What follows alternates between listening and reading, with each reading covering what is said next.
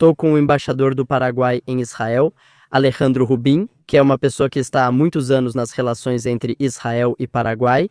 Devo dizer que o Paraguai é um caso excepcional, porque tanto se destaca o apoio de países como a Argentina a Israel e também se enfatiza o lado negativo dos que se opõem a Israel. Mas o caso do Paraguai é um caso que não quero que passe despercebido, porque é um caso que projeta muita luz no continente. Apesar da hostilidade de vários países e governos, acredito que há mais luz do que escuridão. Um exemplo é o caso do Paraguai. E por isso eu gostaria de conversar com o embaixador, que recebi seu gentil convite. Eu gostaria de começar por esse lado. Como isso é possível? E o caso do Paraguai? Porque nós vemos no mapa geopolítico países que vão contra a corrente e há um que fica parado no meio da corrente. Cheios do lado certo, a história. Como explicar? E aí, Yakov? Bem-vindo à embaixada aqui em Jerusalém.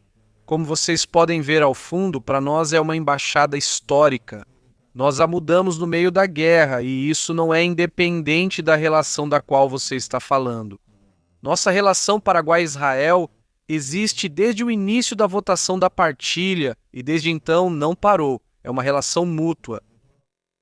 Obviamente, o Paraguai conhece muito mais Israel. Nós temos que fazer um trabalho porque o israelense talvez não conheça tanto o Paraguai. Mas, enfim, ele tem suas questões internas que o levam a se concentrar em sobreviver. Veja, o Paraguai sim é um caso independente, quase independente, mas o Paraguai também. Historicamente, é uma ilha dentro da América Latina, uma ilha cercada de terra. Não temos saída direta ao mar, mas temos. Na história, podemos ver que o Paraguai sempre foi um pouco diferente do resto do continente. Temos uma história que acredito que nos une no DNA, uma grande guerra, a Guerra da Tríplice Aliança de 1860, que durou 5 anos. Foi uma guerra da Argentina, Brasil e Uruguai contra o Paraguai, onde 95% da população masculina desapareceu. Isso foi um verdadeiro genocídio. E acredito que é um dos pontos que nos une no DNA com o povo judeu por causa da Shoah. Depois, o Paraguai é 95% cristão católico, então temos um livro em comum que nos une. E também temos líderes como hoje o presidente da República, né? Um líder jovem que tem suas convicções, mas também ele diz algo. Ele diz que o apoio a Israel, ele já sentiu isso desde sua campanha, que as pessoas lhe diziam que era preciso estar com Israel. E como disse o presidente quando inauguramos esta embaixada aqui na Knesset, ele falou na Knesset e disse: mesmo que o Paraguai esteja sozinho no mundo das nações apoiando Israel, ele vai estar, pois é o lado certo da história. Sim, agora que entrei na embaixada, a mezuzá, que nós judeus colocamos como um pergaminho com textos em hebraico na porta, isso está escrito na Torá em Números 15. E o embaixador me explicou que ela foi feita com fragmentos de mísseis disparados contra Israel. E aí se vê um exemplo como essa mensagem de que, a partir da destruição, há pessoas que tentam destruir os judeus, 95 dos homens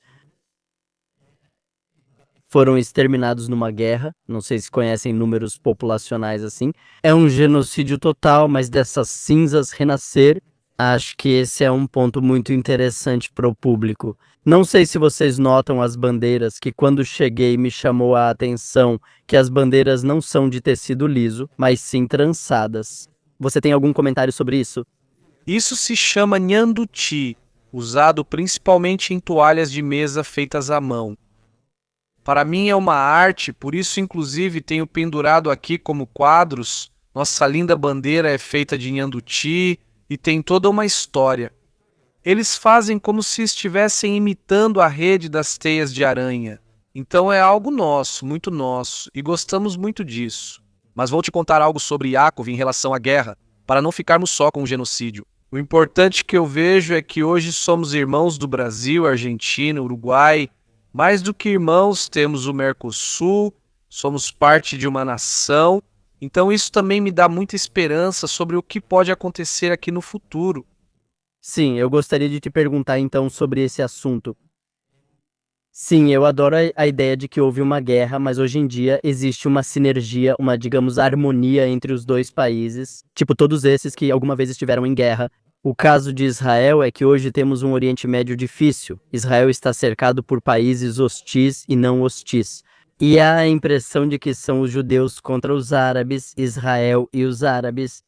Se essa percepção está correta, como se explicaria que o Paraguai, por exemplo, e não quero que seja uma pergunta muito difícil, mas talvez um pouco antidiplomática, mas como pode se explicar que o Paraguai se dá bem com Israel, mas também o Paraguai se dá bem com os países árabes? Como, acaso, há uma contradição nisso? Por que existiria contradição, afinal?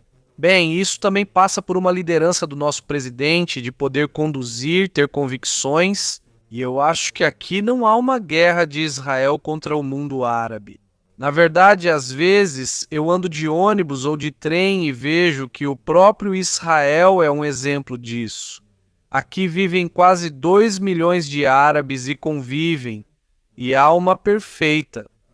Não é só convivência, eles fazem parte da sociedade, fazem parte do Knesset, fazem parte de eu. Eu vou a hospitais ou universidades e essa convivência se vê aqui. As pessoas de fora, de repente, não entendem por que vem essa guerra, mas estando aqui, a gente vê essa convivência. É questão de exportar e ver. Na verdade, com os acordos de Abraão também foi incrível, o novo boom. Eu acho que no final são parte de toda uma mesma história. Quando isso ocorre, como no Acordo de Abraão, israelenses passam a viajar para esses países. E tudo o que se vê é muito produtivo. Acho que existe essa necessidade. É uma questão de ser otimista, eu sou muito otimista nesse sentido. Que Israel vai alcançar dias de estabilidade com nossos países que hoje parecem hostis. Eu acredito. Acredito que sim, é preciso otimismo. Não é fácil. Obviamente não é fácil. É preciso fazer um trabalho. Os líderes têm que fazer um trabalho. Os líderes têm que entender o que está acontecendo. Porque às vezes a gente acha que está fazendo certo, mas faz errado. É preciso entender o Oriente Médio. Não é fácil entender o Oriente Médio. Até mesmo é preciso entender o islamismo ou o judaísmo. E entendendo tudo isso, a gente pode dizer sim, é possível.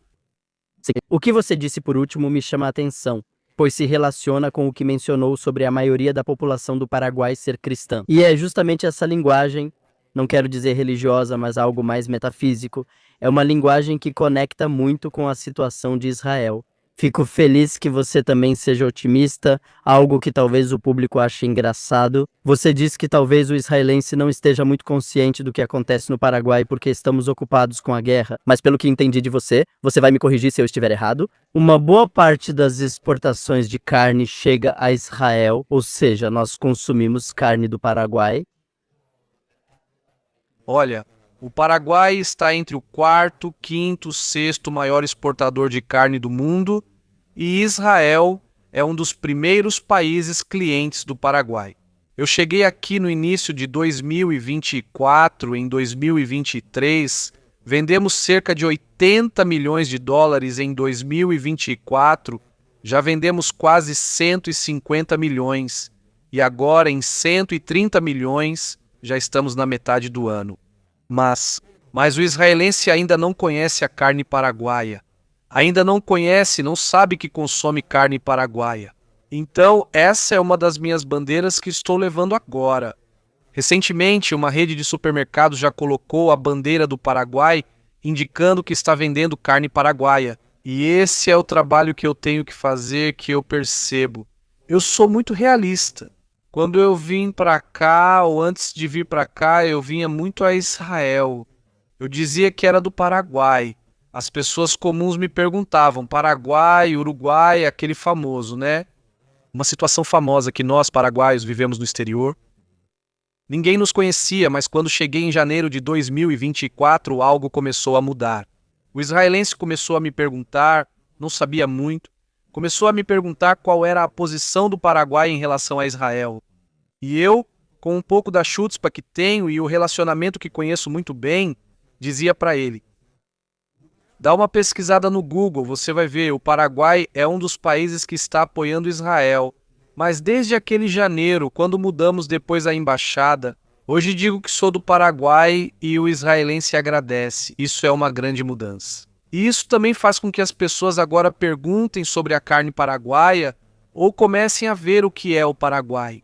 E também eu acredito muito no Mercosul, acredito que o Paraguai é o melhor lugar para o israelense investir.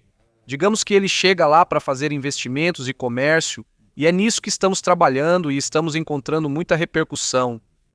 Eu adoraria um cenário assim, porque, como disse no vídeo, o Paraguai, e você mencionou, é sobre a votação na Organização das Nações Unidas, momento decisivo. Israel será aceito pela comunidade internacional?